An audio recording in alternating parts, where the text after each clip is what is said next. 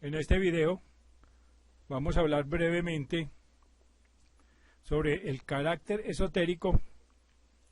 o encriptado de la mayoría de los libros religiosos y el papel que tuvo Moisés en la preparación de la Biblia. Para el efecto vamos a seguir los lineamientos dados por la señora Elena Blavatsky, que es una filósofa rusa muy conocida, en su también muy famoso La Doctrina Secreta. Este libro es una auténtica enciclopedia de metafísica que da las claves para decodificar los libros sagrados que ya, como dijimos, están encriptados. En el volumen 5, ella, en la sección número 6, titulada Peligros de la magia práctica, entre varios títulos, dice que la cábala judía es la esencia de la masonería y que la Biblia es la última y más reciente obra entre los tratados ocultos de la antigüedad, y habla brevemente sobre el papel que tiene Moisés en la historia de la Biblia. Dice así en la página 78. Simbólico es el conjunto de las religiones antiguas con sus literaturas místicas. Libros como el libro de Hermes, el Zohar, el Yayakab, el egipcio libro de los muertos, los Vedas, los Upanishad y la Biblia están llenos de simbolismo, como las revelaciones nabateas del caldeico Kutumí. Preguntar cuál de ellos tiene primacía, dice ella que es perder el tiempo, ya que todos ellos son versiones distintas de la primitiva revelación y de los conocimientos prehistóricos. Dice que los 4 primeros capítulos del Génesis contienen la sinopsis, la síntesis del Pentateuco, y constituyen versiones varias de los mismos conceptos en diferentes aplicaciones alegóricas y simbólicas. El autor del libro llamado Origen de las Medidas, obra desgraciadamente poco conocida en América y en Europa, dice, solo infiere la presencia de las matemáticas y de la metrología en la Biblia, de que las dimensiones de la pirámide de Keops reaparecen minuciosamente en la estructura del templo de Salomón, y de que los nombres bíblicos, ya sea Sem, Cam, Jafet, etc., determinan entre paréntesis las dimensiones de la pirámide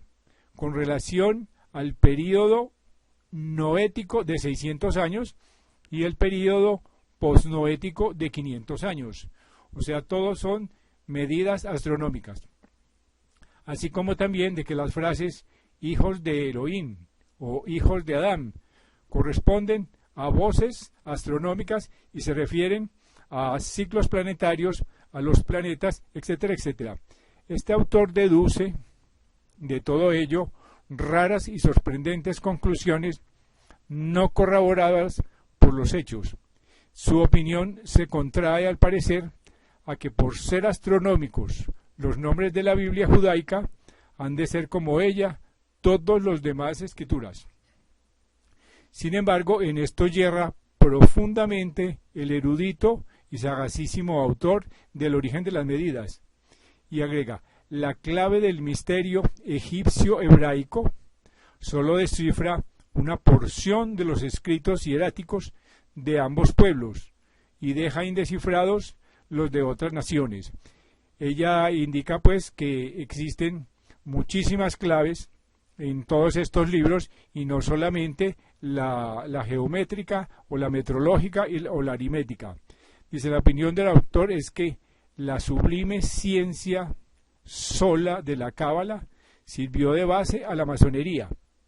y en efecto considera a la masonería como la esencia de la cábala judía y a la cábala como la base racional del texto hebreo de la Sagrada Escritura. Todos sabemos que la cábala descifra y da las claves para entender todo el conocimiento antiguo encriptado en la Biblia. Dice, no discutiremos acerca de esto con el autor, pero tampoco condenaremos a los que en la Cábala ven algo más que la sublime ciencia, supuesto fundamento de la masonería. Semejante conclusión daría lugar, por su exclusivismo y parcialidad, a futuros errores, además de ser absolutamente injusta y empañadora de la divina ciencia. O sea que hay mucho más en la Biblia de lo que muchos autores dicen. La Cábala es verdaderamente de la esencia de la masonería, pero tan solo depende de la metrología en el aspecto menos esotérico, pues ya Platón no encubrió jamás la idea de que la divinidad geometriza, era pues algo muy conocido. Para el no iniciado, por muy erudito y genial que sea, la Cábala que trata únicamente la vestidura de Dios, o sea, del velo y manto de la verdad, está cimentada sobre la aplicación práctica de usos actuales, lo cual significa que tan solo es ciencia exacta en el plano terreno. Y para el iniciado, el señor cabalístico desciende de la raza primitiva, de la progenie espiritual de los famosos 7 hijos de la mente. Al llegar a la tierra, las divinas matemáticas velaron su rostro y por tanto el secreto más importante que nos ha descubierto en la época presente es la identidad de las antiguas medidas romanas con las inglesas actuales y del codo hebreo-egipcio con la pulgada masónica. Este descubrimiento es maravilloso y ha servido de guía para llegar a otros de menor importancia respecto de los símbolos y nombres bíblicos. Según muestra un autor llamado Nachanides, está enteramente comprobado que en tiempos de Moisés se leía como sigue el primer versículo del Génesis, cuya traducción es: en la primitiva fuente, la raíz sin raíz, se desarrollaron, o sea, evolucionaron los dioses, los cielos y la tierra. Mientras que en la actualidad, debido a los puntos masotéricos y a la astucia teológica, se ha cambiado, se ha transformado el verdadero significado de esta frase, que significa en realidad: en el principio creó Dios los cielos y la tierra, cuya versión amañada ha llevado al antropomorfismo y al dualismo. ¿Cuántos más ejemplos, dice la autora, semejantes no se pueden encontrar en la Biblia, que es la obra última y más reciente entre las ocultas de la antigüedad? A ningún ocultista le puede caber duda de que, no obstante su contextura y significación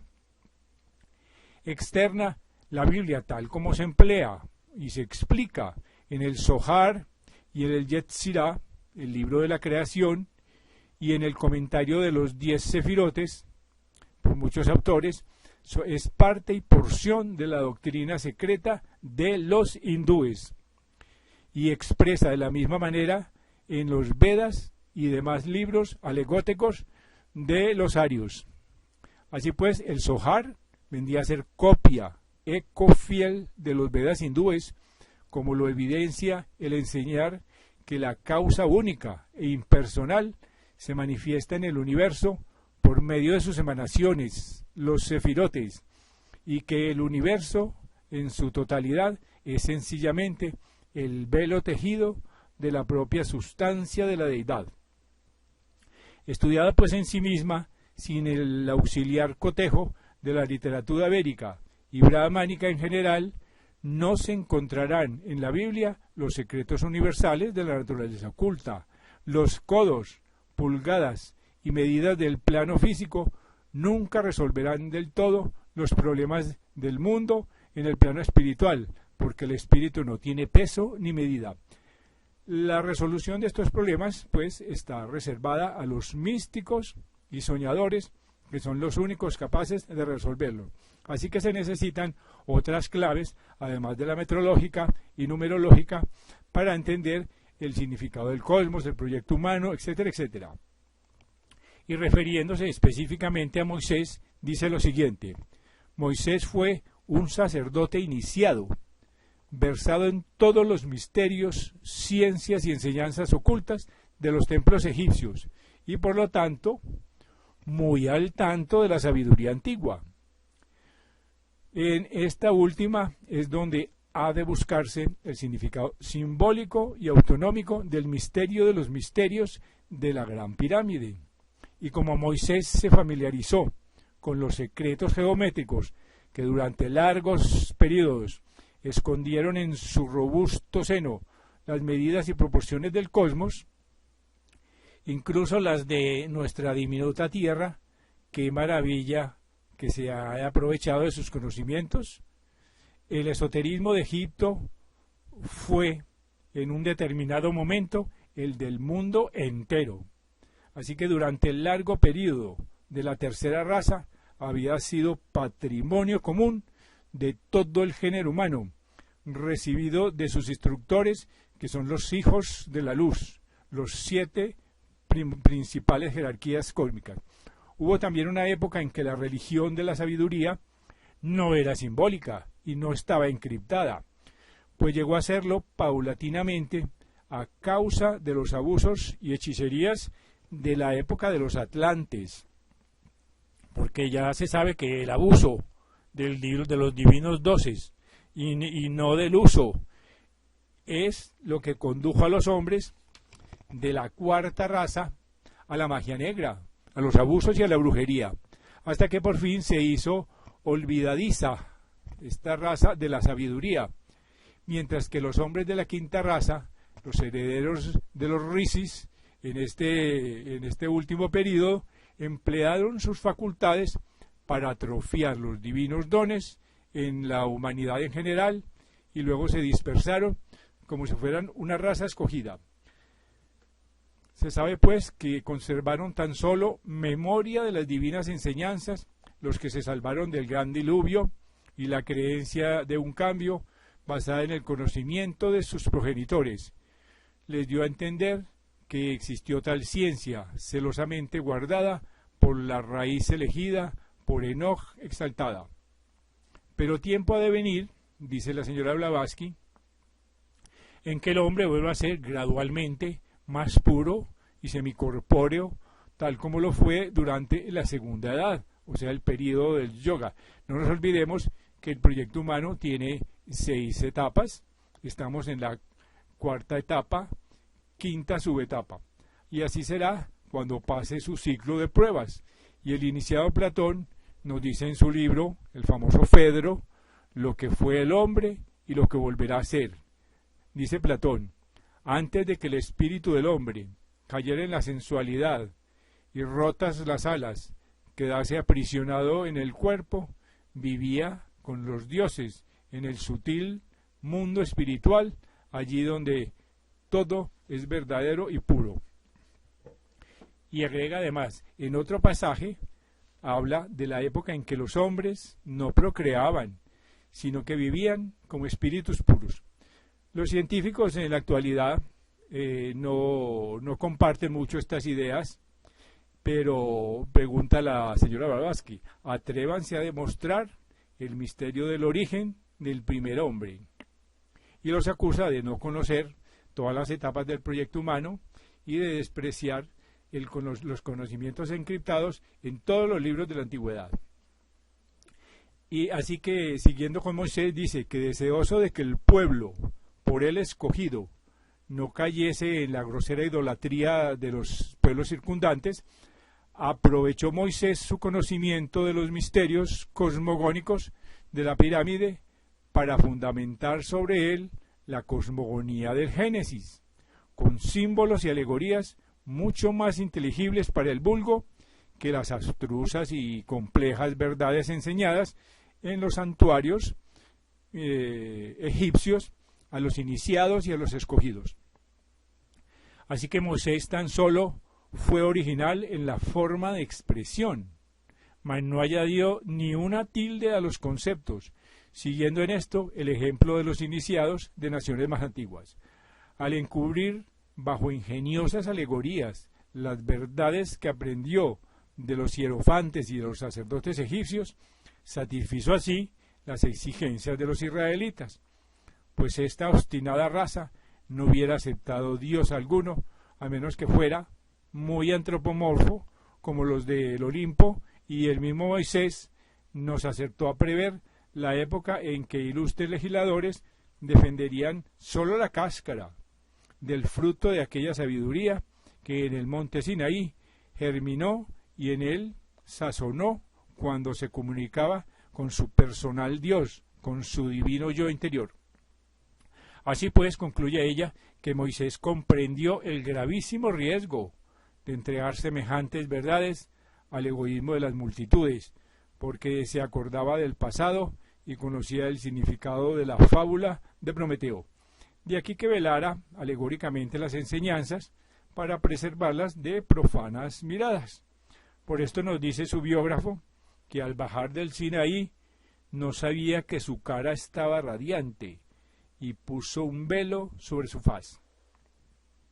Así también, por lo tanto, veló la faz del Pentateuco de tal manera que hasta más de 3000 años después, según la cronología ortodoxa, se empezó el pueblo a advertir que había un velo, que la Biblia estaba encriptada, y no ha brillado la faz de Dios en él,